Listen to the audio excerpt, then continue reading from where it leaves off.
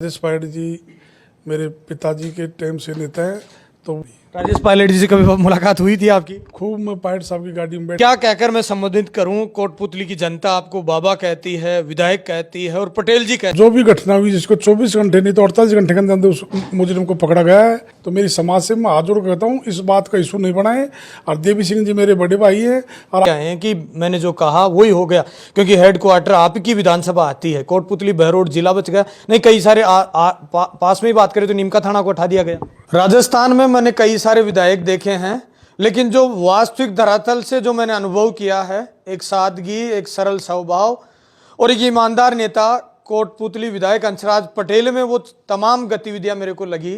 क्योंकि देसी अंदाज में रहते हैं, जब भी क्षेत्र में जाते हैं तो उसी अंदाज में जाकर लोगों से रामा श्यामा करते हैं और जहां लोग बुलाते हैं वहां नीचे ही बैठ जाते हैं।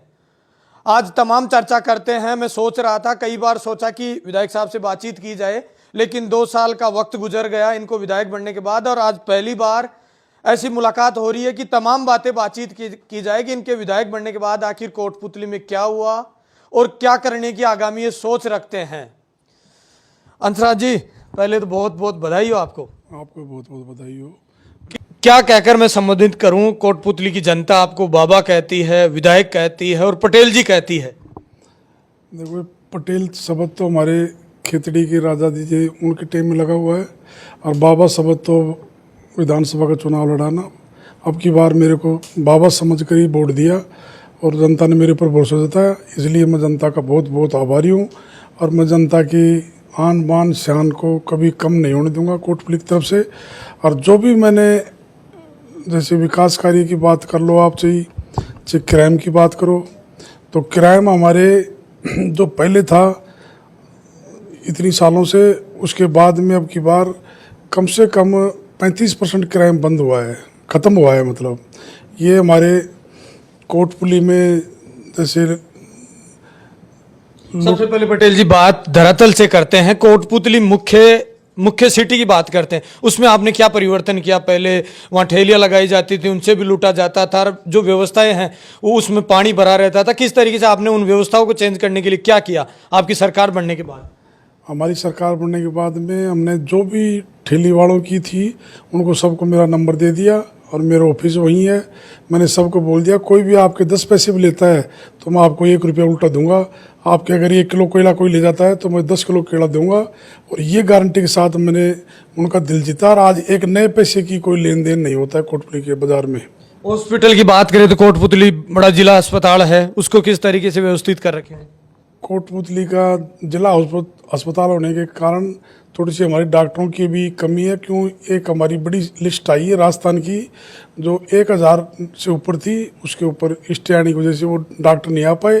फिर भी उसके बावजूद भी हमने डॉक्टरों की कोई कमी होने के बावजूद भी हमने हॉस्पिटल को ठीक चला रखा है, बहुत अच्छा। और अभी भी जैसे गोनेडा के अंदर बड़ी अस्पताल बनवा दी, और हमारी नारेड़ा के अंदर बहुत बढ़िया हॉस्पिटल चल रही है, और बनेटी के अंदर भी हॉस्पिटल बहुत बढ़िया चल रही है, दांतली में बहुत बढ़िया चल रही है। अब मैं ये चाहता हूँ अगर आप खुद वहाँ देखें तो बहुत अच्छा सुकून मिलेगा आपको हॉस्पिटल की बात में। पटेल जी, अभी मैं शुरू में कह रहा था कि एक ईमानदार और एक सादगी कम विधायकों में आपको मिलेगी। ये व्यक्तित्व कहाँ से आता है आप में? जब भी कोई आदमी आपसे मुलाकात करता है, छोटा मोटा कोई भी हो, आप ईमानदारी से उस बात को रख देते हैं, ये काम होगा तो मैं करवा दूंगा। ये झलक पड़ती है। जैसे मैंने 20 साल से चुनाव लड़ रहा हूँ मैं, तो उस टाइम से मैंने देख लिया अंदर तक। आगे अंदर बैठकर सुनाई करने में अपने अपने खास आदमी आते हैं, तो इस वजह से मैंने अंदर बैठकर सुनाई करना बंद कर दिया। मैं मेरे घर भी बाहर पेड़ के नीचे बैठकर सुनाई करता हूँ, और विश्राम गृह में मैं ज़्यादातर कोई शनिवार बचता हो नहीं, हर शनिवार को बैठकर सबकी सुनता हूँ। और जो भी जहाँ जैसी सड़क की कमी है वहाँ सड़क देता हूँ, और पानी की कमी है वहाँ पानी की बोरिंग दिलाता हूँ। और मतलब एक जैसे होना चाहिए राजनेता को, ऐसे अपने जनसेवक बनकर काम करने वाले आदमी को भेदभाव नहीं करता हूँ मैं किसी से भी, और मैं तो हाथ जोड़कर मेरी जनता को गणेश मानकर काम करता हूँ। लेकिन जब आप पहले विधायक बने थे, जब जीत गए तो उसके बाद में दूसरे महीने आपने एक बयान दिया था कि कोटपुतली अपराधी मुक्त हो जाएगा, हम कोटपुतली में CCTV कैमरे भी लगा देंगे, और जो अपराधी होगा या तो कोटपुतली छोड़ दे या फिर अपराधी कि काम छोड़ दे, इस तरीके से आपने बयान दिया था। अब ये बयान देखो, परमात्मा ने ऑटोमेटिक ही पूरा कर दिया मेरा। आज तलक कोटपुली में उसके बाद में कोई एक दो चुटपुट घटनाओं को छोड़कर कोई घटना नहीं हुई। जो भी घटना हुई जिसको 24 घंटे नहीं तो 48 घंटे के अंदर उस मुजरिम को पकड़ा गया है। और वो कहीं का भी हो, कोई भी हो, कोई जाति बिरादरी की मैं किसी की सिफारिश नहीं करता। मुजरिम तो मुजरिम ही होता है। और मैं आपको ये और बता देता हूँ सर, हमारे कोटपुली में कम से कम 35% क्राइम कम हुआ है। अब बाहर देखो कहीं भी, क्यों हरियाणा से लगे हुए हैं हम, फिर भी मेरे जो भी इंचार्ज हैं, डीएसपी साहब हैं, एडिशनल एसपी साहब को मैं बहुत बहुत बधाई देता हूँ। उन्होंने क्राइम को बहुत ज़्यादा कम किया है। हमारे अभी भी बहुत ज़्यादा शांति हो गई है हमारे कोटपुली में इस बात के लिए। तो अभी बानसूर में मुख्यमंत्री भजन लाल शर्मा पूछे थे और वो चर्चा आपकी काफी हो रही है क्षेत्र में। एक वीडियो चल रहा है, कोई युवा नेता है वो पोस्ट कर रखा है कि गुर्जर समाज को अपमानित करने का काम वहां के विधायक या वहां के जनप्रतिनिधियों ने किया है। हंसराज पटेल इस बयान को किस तरीके से देखता है? सर मैं आपको ये पहले तो मेरे समाज को कहता हूँ, अगर आप ऐसी कमेंट पर मत जाएं। क्यों? जब कोटपुली भैरोड जिला है, उसके अंदर पूरा जिला का हेडक्वार्टर का मैं विधायक हूँ, तो मेरी पूरी जिम्मेदारी बनती है। पिछले साल हमारे सीएम साहब कोटपुतली आए थे, भैरोड आए थे, नहीं यहाँ पर भांकरी आए थे। वहाँ भी जहाँ से हेलीकॉप्टर से ड्यूटी लगी थी मेरी, हेलीकॉप्टर के अंदर ही आने के बाद में हमने स्वागत कर और सीएम साहब साथ आकर, और जब हम लोकल विधायक हैं वहाँ के ज़िले के, तो हमारा स्वागत का हम तो सीएम साहब का स्वागत खुद करते हैं, तो उसमें भी कोई बात नहीं थी ऐसी। अब की बार कुछ मतलब हमारे विरोधी मान लो या हमारी समाज को बरगलाने, क्यों हमारी समाज भोली है। और देवी सिंह जी मेरे बड़े भाई की तरह हैं। और कलेक्टर साहब ने और देवी सिंह जी ने मेरे को कहा था कि आप हेलीपैड पर सीएम साहब का स्वागत करना, तो मैं हेलीपैड पर ही बैठा हुआ था। हमारे प्रभारी मंत्री जी विजय चौधरी साहब और मैं वहीं स्वागत कर और वहीं हम मंच तक लेकर आए। सब साथ थे हम। और मंच के ऊपर आने के बाद में जब मेरी विधानसभा में बड़े भाई मानता हूँ, जब कोटपुली जिले के अंदर मेरा स्वागत कहाँ की जरूरत पड़ रही है, हमारे को सीएम साहब का स्वागत है। तो इसकी वजह से आपको ये देवी सिंह जी को कहने की कोई वो नहीं है। मेरा खुद का जिला मानता हूँ मैं, मेरे जिले में मेरा ही स्वागत मैं बहुत मतलब थोड़ा सा फील करता हूँ। कोई अपमानित नहीं हुआ। ऐसा कोई अपमानित नहीं है। तो मेरी समाज से मैं हाथ जोड़ कहता हूँ, इस बात का इशू नहीं बनाए।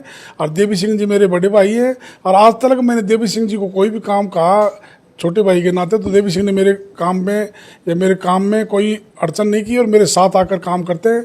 तो मैं तो बहुत बड़ा इस चीज़ मतलब अपने आप को बहुत खुशहाली मानता हूँ कि देवी सिंह जी ने, कलेक्टर साहब ने मेरे को हेलीपैड पर ड्यूटी लगाई। तो इसमें बहुत बड़ी हमारी जिले की छाप गई है कि बहुत अच्छा इन चारों विधायकों में अच्छी एकता है। और हमारे जिले के अंदर हमारा स्वागत कैसा है, हमारे सीएम साहब का स्वागत हमारे को करना था, हमारे सीएम साहब का हमने स्वागत किया, इसमें कोई आपत्ति बात नहीं है। और बहुत बढ़िया है, मतलब ये मानो आप मेरे बड़े भाई देवी सिंह जी ने और कुलदीप धनखड़ जी, और जैसे मेरे पिता तुल्य हैं अपने बैरोड के विधायक जसवंत यादव जी, उसके बगल में मेरे 30 नंबर की कुर्सी थी। इसमें कितनी बड़ी बात है, हम सारे विधायक चारों के चारों सीएम साहब के आसपास बैठे हुए थे, हमारे प्रभारी मंत्री। और इसमें बहुत बड़ी खुशी की बात है। और ऐसे किसी को समाज को टारगेट नहीं करना चाहिए, किसी आदमी को आपकी मतलब नेतागिरी चमकाने के चक्कर में, तो मैं इसको खारिज करता हूं। और मैं हाथ जोड़कर समाज को कहता हूं कि बिल्कुल शांति बनाए रखें, कोई दिक्कत नहीं है। बहुत अच्छी बात है कि मेरे जिले के अंदर सीएम साहब आए, मेरा मतलब बहुत तगड़ा मान सम्मान बढ़ा है। आपकी चर्चा ज्यादा इसलिए हो जाती है, कोटपुतली भैरोड एक तो जिला बच गया, और आप मुख्यमंत्री को एक बड़े भाई के रूप में हमेशा कहते आए हैं कि मैंने जो कहा वही हो गया, क्योंकि हेडक्वार्टर आपकी विधानसभा आती है। कोटपुतली भैरोड जिला बच गया, नहीं कई सारे पास में ही बात करें तो नीमका थाना को हटा दिया गया। नीमका थाना को उठा दिया गया और कोटपुली बचा है। बहुत हमारी चारों विधायकों की बहुत तगड़ी मेहनत थी। इसके अंदर हम 3-4 बार सीएम साहब से मिले, उसके बाद में हमारे को जिलों को ऐसे कैसे रखा गया। और हमारी जो डीजे कोर्ट की मांग थी, वो डीजे कोर्ट की हम 3 विधायक मिलकर एक साथ सीएम साहब के पास गए, जोगाराम पटेल जी के पास गए, हमने डीजे कोर्ट को वहीं रखवाया। और कल बुधवार को डीजे साहब आ रहे हैं, वो ज्वाइन करेंगे कोर्ट। लेकिन डीजे कोर्ट की भी बड़ी चर्चा रहती है। भैरोड में तो पुतला तक फूका गया उन विधायकों का, तमाम जनप्रतिनिधियों का, और विरोध हुआ कि डीजे कोर्ट भैरोड में खुलना चाहिए था, और आपने कोटपुतली में खुलाकर एक ऐतिहासिक सौगात कोटपुतली की जनता को प्रोवाइड की है।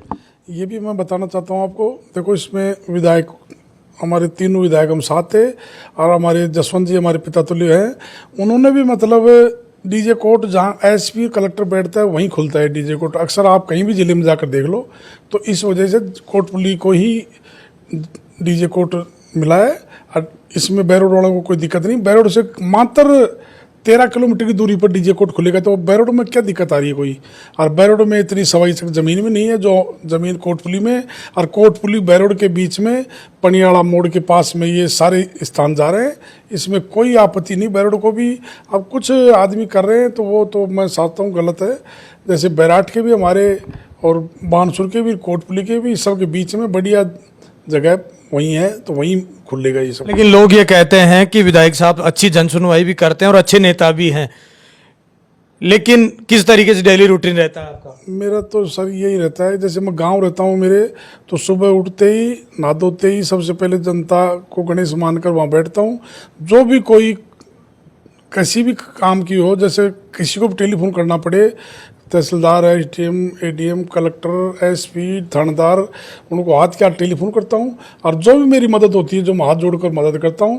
और मैं तो बहुत भाग्यशाली हूं कि मेरे पास सुबह कोई आता है, मैं उसका जो भी मेरे से बन पड़ता है मैं उसका मदद करता हूँ पूरी। और क्या चाहते हैं कोटपुतली में क्या हो, और क्या उम्मीदें लेकर बैठे हैं कि 5 साल में ये तो तमाम कार्य हो ही जाएंगे? देखो, हमारे को बहुत कुछ दिया है सीएम साहब ने। मैं बहुत मेरे बड़े भाई की तरह है सीएम साहब ने।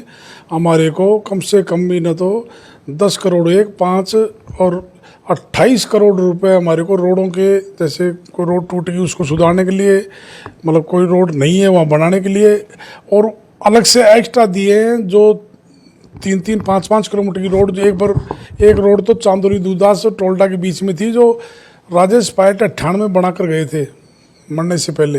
वो रोड का नाम निशान नहीं था। उस रोड को हमने 8 करोड़ रुपए स्वीकृत कराकर और हमने उसको बनाकर तैयार कर दिया। अभी उसका उद्घाटन कल परसों में कर रहे हैं हम। ये बहुत बड़ी बात है। वहाँ रोड का नाम निशान था। आज वो गांव वाले बड़े खुश हैं। अगर हमारे आज 40 साल बाद में, 30 साल बाद में रोड बनी है यहाँ पर। पटेल जी, आप विधायक बनने के बाद ये भी कहते थे कि राजेंद्र यादव की जांच भी करवाई जाएगी, जहां भ्रष्टाचार हुआ उसका खुलासा होगा, लेकिन वो बाप की पार्टी में आ गए हैं, उसके लिए क्या करेंगे आप? आप देखो, जो हमारे घर ही में आ गए तो हमारे भाई बराबर है, उसके लिए तुम कुछ नहीं। लेकिन कभी विधानसभा में आवाज उठाएंगे कि यहाँ इस तरीके से भ्रष्टाचार हुआ और जो शर्मा समाज के लोग थे उनकी कोटपुतली में बिल्डिंगें ढहा दी गई? उनके लिए हम, जो बिल्डिंग टूटी है उनके लिए हमने हाई कोर्ट से हमारे पास निर्देश आए हैं, हमारे कलेक्टर साहब के पास में। अब 5 आदमियों की कमेटी बनाई जाए और जो भी जिसके पास कागज हैं वो जमा कराएं वहाँ पर, और हमको पूरा मुआवजा दिलाने की, या किसी को प्लाट चाहिए तो उसको आसपास में कोटपुतली में सिटी में जहाँ भी नगर परिषद की ज़मीन है वहाँ उनको प्लाट या पैसे दिलाने की पूरी मदद करूँगा मैं उनकी। मुआवजा मिलेगा उनको? बिल्कुल 100% मिलेगा सर। और पटेल जी, राजेंद्र यादव से बातचीत होती है कि नहीं होती आजकल आपकी? अब देखो, हर मीटिंग मिलते हैं तो पार्टी एक ही है, उसके लिए मैं कमेंट नहीं करूँगा।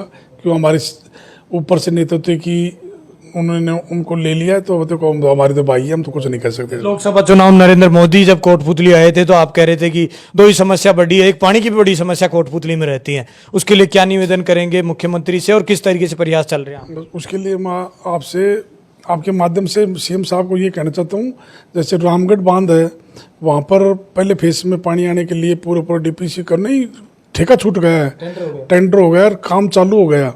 तो वहाँ रामगढ़ बांध में पानी आते ही उससे पहले हमारे डीपीआर बनने के लिए तैयार है। डीपीआर जैसे होगी हमारी, दूसरे फेज में हमारे बुचारा और छिंतोली बांध में पानी आने के लिए में सबसे पहले पानी आएगा ना, ये हमारी सबसे बड़ी कामयाबी है कोटपुतली की, पूरे राजस्थान की। जाम को किस तरीके से देखते हैं कोटपुतली के?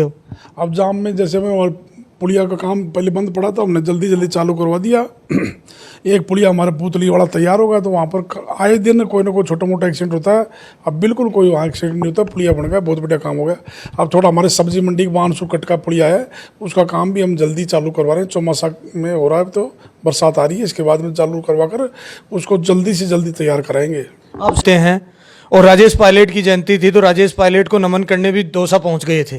देखो, मैं राजनीति में लाने वाले मुझे रमा पायलट जी है, राजेश पायलट जी मेरे पिताजी के टाइम से नेता हैं, तो वो तो मेरे आदर्श रहेंगे सब, इसमें तो कोई बात नहीं। राजेश पायलट जी से कभी मुलाकात हुई थी आपकी? खूब, मैं पायलट साहब की गाड़ी में बैठ कर मुझे सीएम हाउस, पीएम हाउस ले गए थे। एक बार लालू प्रसाद यादव से मिलाकर लाए थे, और भी कई जैसे जिस टाइम में देवगौड़ा जी थे प्रधानमंत्री, उनसे मेरे को मिला कर लाए थे।